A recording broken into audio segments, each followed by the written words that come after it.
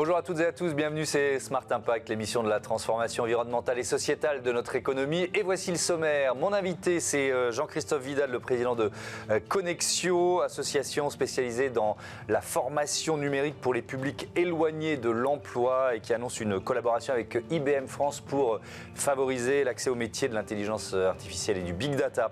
Dans notre débat, je vous présenterai les actions menées par Ramdam Social et la Fondation Carrefour pour lutter contre la précarité menstruelle qui concerne 4 millions de Françaises. Et puis dans notre rubrique Startup, vous découvrirez les bouées intelligentes de Tenaka pour automatiser la surveillance du corail. Voilà pour les titres. C'est parti, c'est Smart Impact.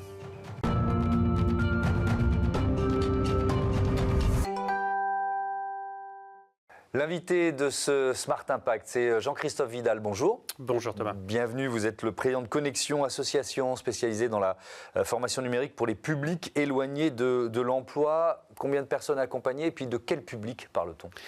Alors, j'ai aussi environ 3000 personnes que l'on accompagne chaque année, en France, mais également au Kenya et au Malawi. Et des personnes qui sont éloignées de l'emploi, alors, on va dire simplement des personnes qui sont au chômage, pour démarrer. Mais en fait, c'est un peu plus complexe que ça, parce qu'au chômage, vous allez avoir des personnes qui, en réalité, vont retrouver un emploi assez facilement. Elles le sont de manière très épisodique. Et puis, en revanche, vous avez des personnes qui sont des chômeurs de longue durée. Et nous, on va plus se focaliser sur ces personnes-là, ainsi que sur les personnes qui ne sont pas inscrites au chômage, qui, en fait, ne font pas valoir leurs droits, principalement des personnes qui sont jeunes, qui sortent du système scolaire et souvent sans diplôme.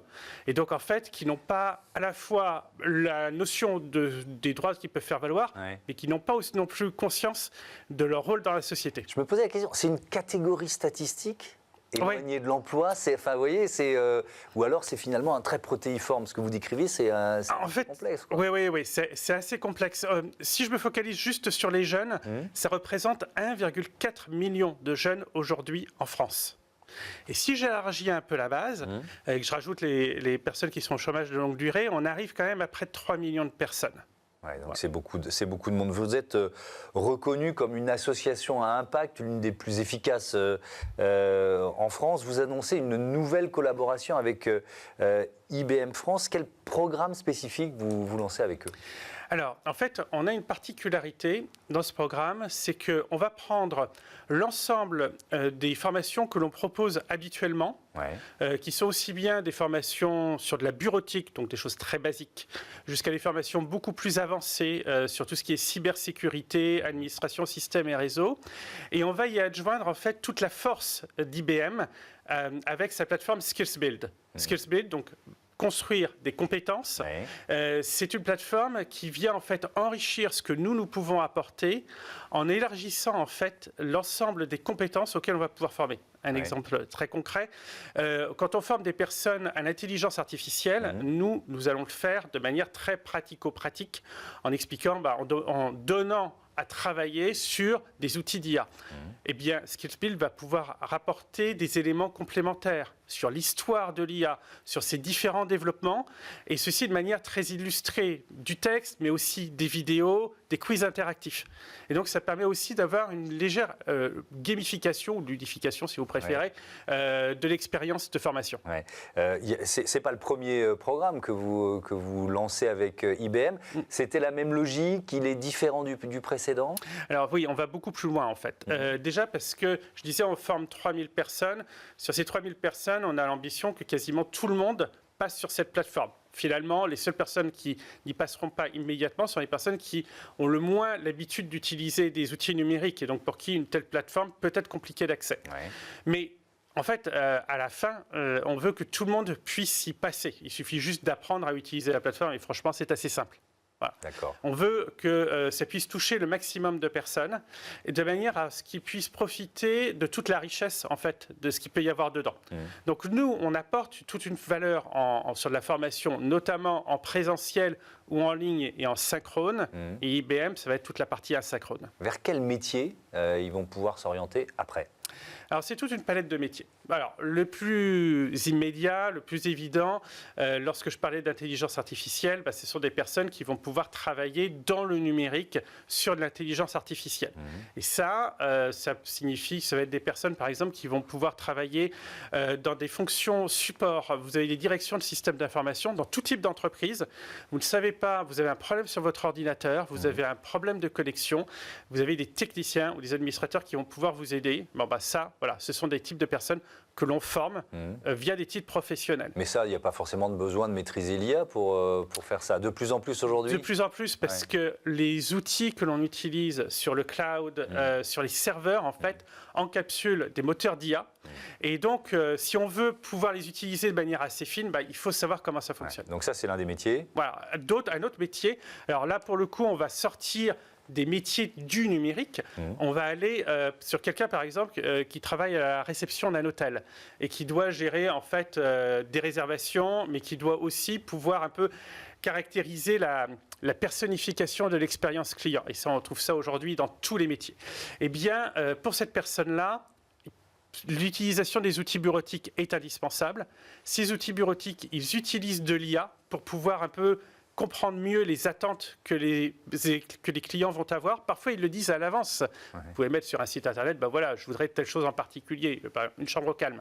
Mais en fait, là, vous pouvez être beaucoup plus fin dans ce que les personnes peuvent attendre. Et vous avez tout un ensemble d'hôtels, par exemple à Paris, dans les grandes villes, dans les grandes métropoles, pour lesquels c'est un élément clé de leur expérience client. Il y a quel taux de retour à l'emploi? C'est-à-dire que vous formez 3000 personnes, est-ce qu'il y a 3000 personnes qui vont trouver un job, qui vont trouver un job pérenne? Vous voyez ce que je veux dire? Oui, tout à fait. Alors, chez nous, c'est environ 70% des personnes qui retrouvent un emploi dans les 6 mois qui suivent la fin de leur formation.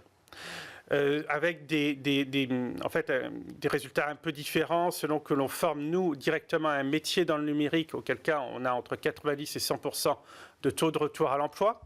Et pour des personnes qui vont être sur des compétences plus basiques, nous, on apporte une brique numérique sur un parcours de réinsertion socio-professionnelle. Là, ça va prendre un peu plus de temps.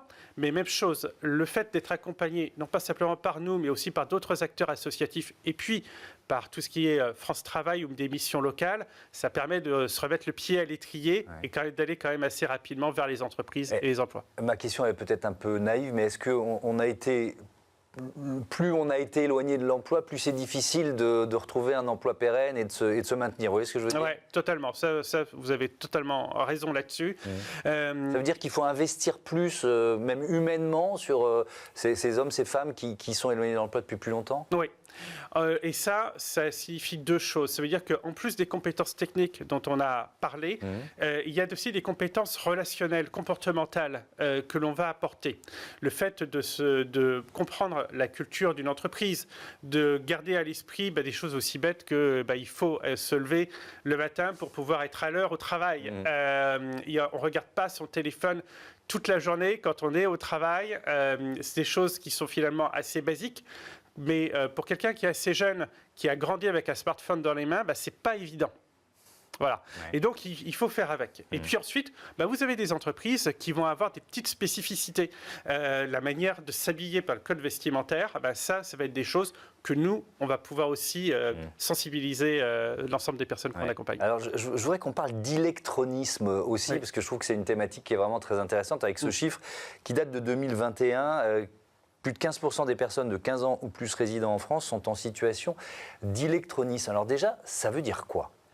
De quoi on parle précisément? C'est des personnes en fait qui ne sont pas à l'aise avec les outils informatiques. D'accord. Un exemple tout simple, vous avez un smartphone. Les jeunes aujourd'hui sont nés avec un smartphone dans la main quasiment. Ils savent l'utiliser avec toutes les applications qu'il y a dessus.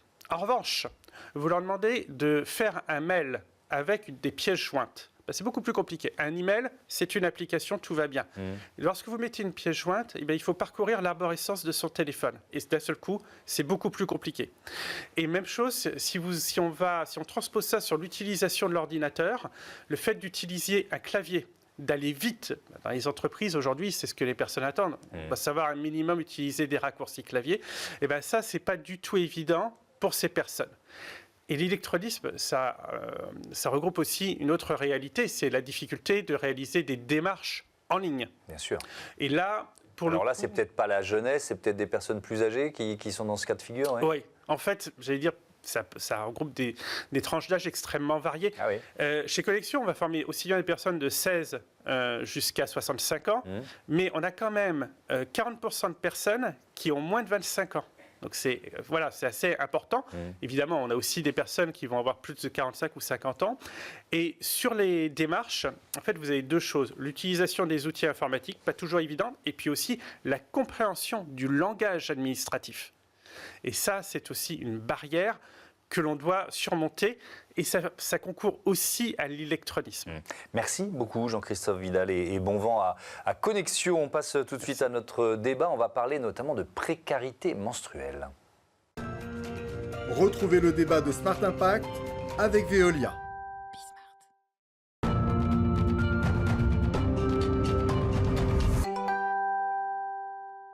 On parle de précarité menstruelle dans notre débat avec Luc-Olivier Pierret, bonjour. Bonjour. Le cofondateur de Ramdam Social, et Marie-Astrid Raoult, bonjour. La directrice de la solidarité de la fondation Carrefour. En quelques mots, vous êtes déjà venu, Luc-Olivier Pierret, mais rappelez-nous ce qu'est Ramdam Social. Ramdam Social, c'est une entreprise à mission. Et la mission, c'est de créer un nouveau modèle de consommation. Un modèle de consommation où on consomme des très bons produits fabriqués en France et qui vont avoir un don concret pour chaque produit acheté. Ça veut dire que chaque produit qu'on achète, chaque produit alimentaire va cofinancer un repas pour une personne dans le besoin, par exemple. Aujourd'hui, on s'est lancé depuis 1 an et on vend un produit chaque minute. Ça veut dire qu'on cofinance un repas pour quelqu'un dans le besoin chaque minute. Et ils sont vendus où, vos produits ? Ils sont vendus en grande distribution, en magasin vrac. On est par exemple dans les Carrefour Market, Carrefour Hypermarché partout en France. Et on est aussi dans des lieux plus anodins comme des cinémas ou encore des épiceries en vrac. Ouais. La fondation Carrefour, en quelques mots, Marie-Astrid Raoult, quelles sont ses missions ? Alors la fondation aura bientôt 25 ans, donc c'est une fondation déjà bien impliquée sur le sujet. Nous avons une mission de lutte contre la précarité alimentaire, principalement, mais la lutte contre la précarité en général. Et c'est une mission qui a vocation à aider l'ensemble des acteurs qui œuvrent sur le terrain. Et on a des partenariats très historiques depuis très longtemps avec des grandes associations et aussi des associations territoriales. On va beaucoup parler de précarité menstruelle, mais je voudrais quand même qu'on explique d'abord sur la précarité alimentaire, depuis que vous existez, l'ampleur de l'action que vous avez pu mener. Vous venez de nous dire c'est un produit acheté, c'est un repas offert. Ça représente quoi aujourd'hui ? Alors déjà, aujourd'hui, il faut rappeler qu'une personne sur 3 n'arrive pas à se nourrir correctement en France. C'est un chiffre qui est énorme, qu'on parle peu, mais qui veut dire qu'au quotidien, il y a des personnes qui vont faire des choix sur est-ce qu'ils vont manger le matin, le midi ou le soir. Notamment les jeunes. Notamment les jeunes, les étudiants, entre autres. On s'est fondé justement pour lutter contre cette précarité parce que 70% des Français disent qu'ils veulent lutter. Ils n'ont pas forcément le temps, ils n'ont pas forcément les moyens, ils n'ont pas forcément l'opportunité. Et du coup, on a fait quelque chose de très simple. On a fait des bons produits qu'on achète au quotidien qui vont cofinancer un repas. Donc en fait, concrètement, quand vous achetez un produit Ramdam Social, nous derrière, on va financer avec cet argent une partie d'un repas avec une association. Parce qu'aujourd'hui, les associations, ce sont les experts sur le terrain. Donc on leur donne les moyens d'agir. Les moyens d'agir pour que les gens ne tombent pas dans une trop forte précarité. Donc vous avez des partenariats avec les banques alimentaires, SAMU Social, Secours Populaire ou encore Linky. D'accord. Et en fait, chaque produit va financer une association spécifique. Donc par exemple, on fait des plats cuisinés qui aident une association qui s'appelle Linky, qui aide les étudiants en grande précarité, ou encore le Secours Populaire, les banques alimentaires. C'est très concret. La précarité alimentaire, vous nous l'avez dit, c'est un des aspects importants de la Fondation Carrefour, notamment avec les dons d'invendus alimentaires. Est-ce que vous pouvez nous expliquer comment ça fonctionne, ça ? Donc toute l'année, vous avez certains invendus alimentaires qui sont ramassés, mais depuis de nombreuses années. Ça fait plus de 20 ans de partenariat ou 25 ans de partenariat, chez Carrefour en tout cas, qui sont ramassés chaque jour, quotidiennement par des associations, comme vient de le dire, par les banques alimentaires, les Restos du Cœur, le Secours Populaire.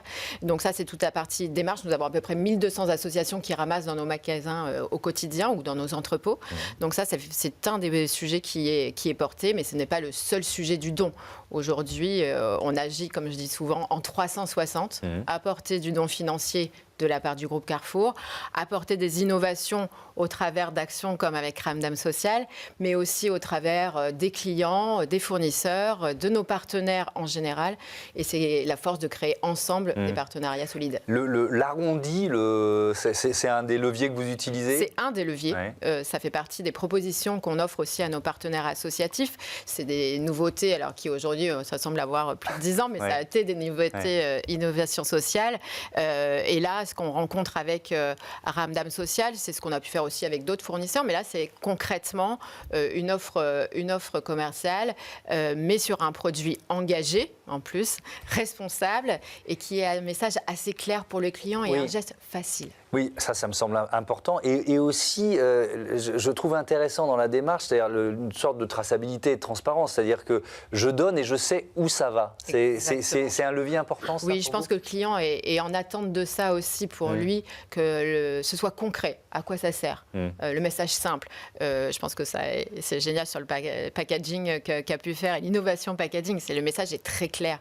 Le client, il sait, le donateur, que je dirais plus que le donateur que le client, mais le donateur, il sait où ça va. Et ça, c'est important. Alors justement, vos emballages, vous les avez conçus comment ? Pour répondre à cette demande. On est allé voir nos consommateurs et on leur a dit en fait qu'est-ce que vous voulez voir, qu'est-ce que vous voulez comprendre, et le premier sujet qui est ressorti, c'est la transparence. Concrètement, qu'est-ce que je vais faire ? Donc aujourd'hui, on a la chance d'être présent dans plus de 1000 magasins en France et ça nous permet d'avoir beaucoup de retours consommateurs. Et les gens nous disent, moi, je veux savoir l'association et qu'est-ce que je vais donner concrètement, pour quel prix. Donc on fait très attention aussi à avoir un prix qui soit équivalent ou inférieur à nos concurrents, parce que avec la transparence et le prix, les gens disent oui, pourquoi est-ce que je ne le ferais pas ? C'est un bon produit et en plus, je vais pouvoir aider. Donc, bien sûr que j'ai envie de le faire. Alors, on va effectivement parler de précarité menstruelle. Ça concerne 4 millions de Françaises selon un sondage Opinionway pour Règles élémentaires. 4 millions de Françaises concernées par la précarité menstruelle en 2023.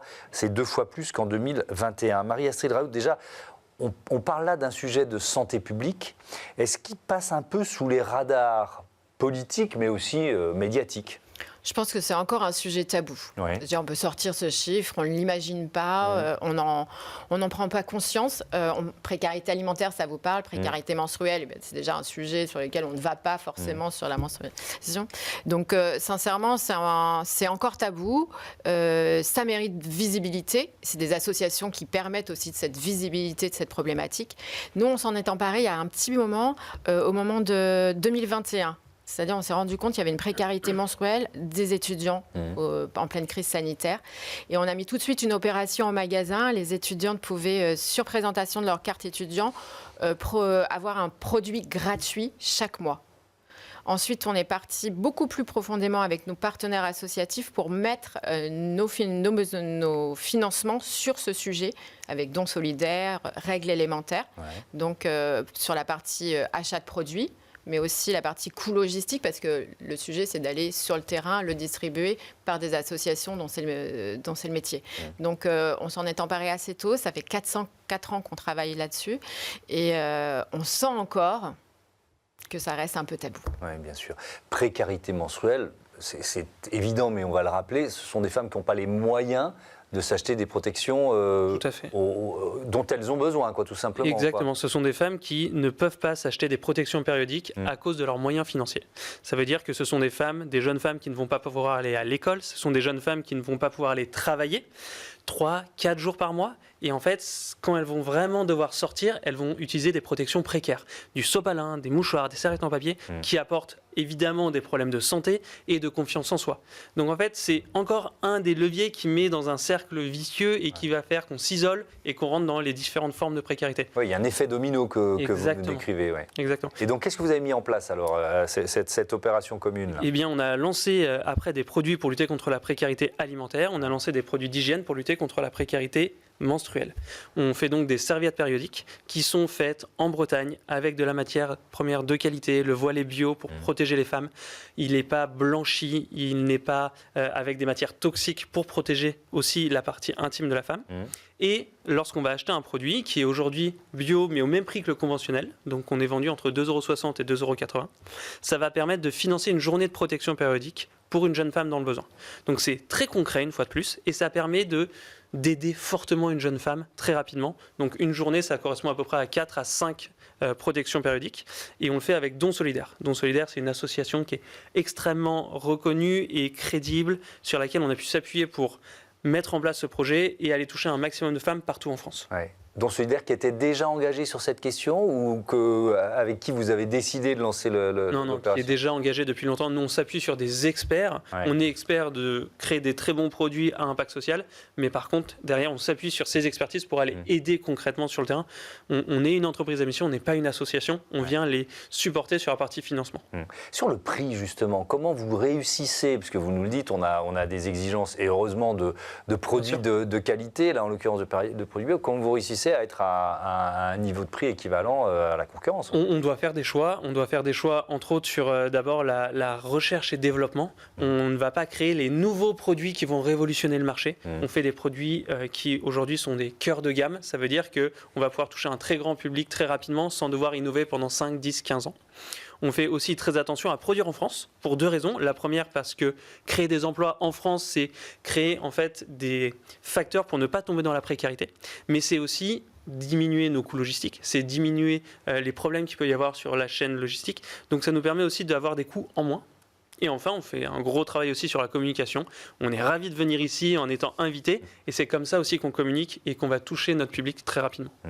Marie-Astrid Raoult, ces produits, donc ces protections périodiques, comment vous les mettez en valeur dans vos magasins? Vous voyez ce que je veux dire? Est-ce que quand c'est un produit Ramdam social, il prend sa place dans un linéaire, ou alors au contraire il y a un peu de mise en valeur? Ce qui est intéressant, c'est qu'il soit vraiment à l'endroit où on vend les autres produits. C'est-à-dire qu'il doit être aussi mis au même titre que tout. On peut faire de la PLV différenciante sur le sujet. C'est aussi de la pédagogie. C'est-à-dire, il y a aussi nos équipes. C'est l'occasion de faire de la pédagogie. C'est l'occasion de faire de la pédagogie, de rappeler aussi nos valeurs d'engagement au sein du groupe. L'inclusion, l'égalité, la santé féminine. Les équipes sur le terrain, elles se sentent portées aussi par ces messages. Ça permet, nous aussi, de passer des messages à nos collaborateurs. Et puis, ils s'emparent aussi du sujet eux-mêmes vis-à-vis des clients. Donc voilà, ça vit différemment parfois. Ça engendre aussi peut-être souvent des discussions. Et ça ouvre le débat. Et je pense que c'est ce qui apporte de la valeur, c'est la visibilité que ça peut donner sur un sujet, comme on disait tout à l'heure, encore tabou. Et cette visibilité de packaging rend quand même la chose très pertinente. Et puis, le fait d'être en tripartite, comme ça, avec une association crédible que nous, on soutient depuis 2022, avec laquelle on travaille vraiment, je veux dire, c'est donner une puissance, en tout cas, au sujet. Merci beaucoup, merci à tous les deux et à bientôt sur Be Smart for Change. On passe tout de suite à notre rubrique consacrée aux startups éco-responsables.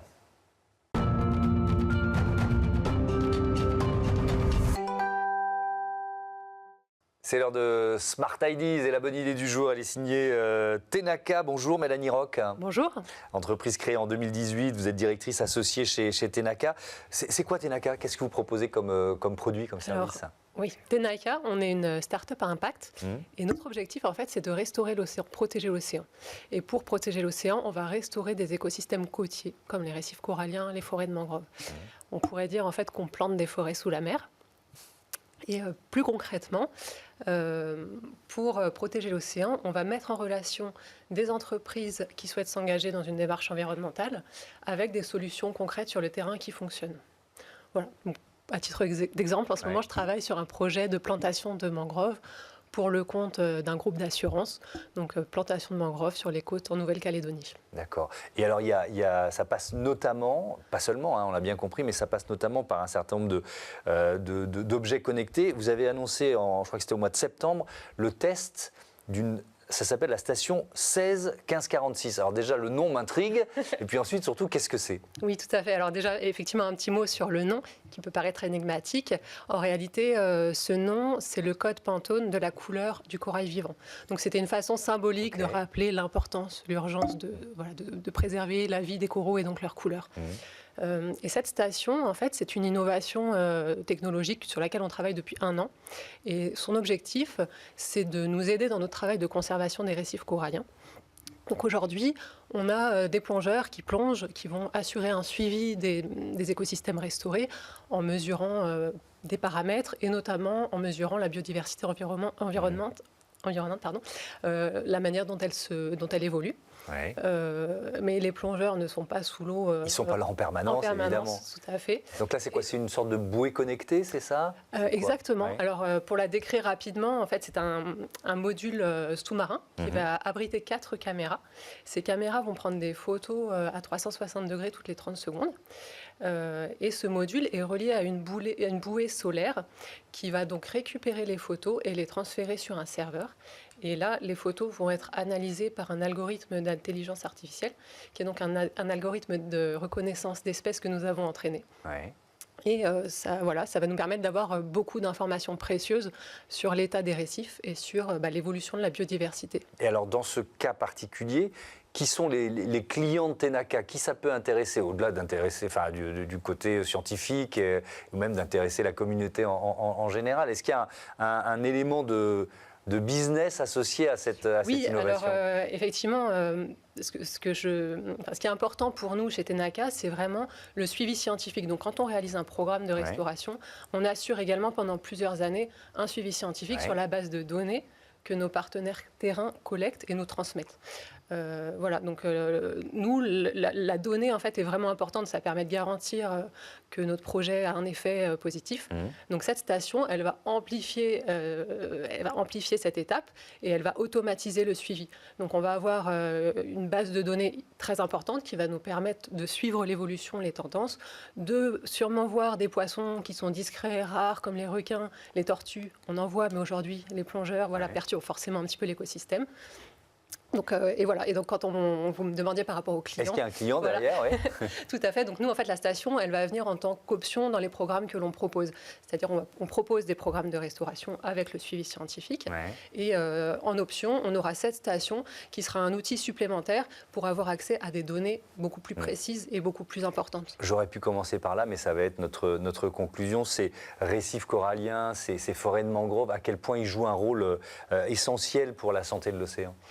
Alors effectivement, c'est vraiment, on s'attache aux récifs coralliens, aux forêts de mangroves ou même aux herbiers marins. C'est des écosystèmes vraiment importants dans la lutte contre la crise climatique, mais aussi contre l'effondrement de la biodiversité. Alors par exemple, en ce moment, je travaille donc sur la mangrove là, en Nouvelle-Calédonie. Pour les populations locales, restaurer les forêts de mangroves, c'est vraiment restaurer des barrières naturelles contre les vagues qui va permettre de limiter les effets de la montée des océans, de l'intensification des phénomènes climatiques extrêmes. On sait que les mangroves captent aussi énormément de carbone, 3 à 5 fois plus qu'une forêt terrestre. Les récifs coralliens, pareil, abritent une biodiversité incroyable. On parle de 30% de la biodiversité marine. Donc c'est un nombre d'espèces, des milliers d'espèces qui vont dépendre directement des coraux pour aller se reproduire, s'alimenter, s'abriter. Donc c'est vraiment des écosystèmes très, très important dans le contexte actuel. Ouais. Merci beaucoup Mélanie Roch et bon vent à Tenaka. Voilà, c'est la fin de ce Smart Impact. Je voudrais remercier rapidement Marie Billat, Alexis Mathieu à la programmation, la production, Romain Luc le réalisateur et Louise Merlin au son. Salut.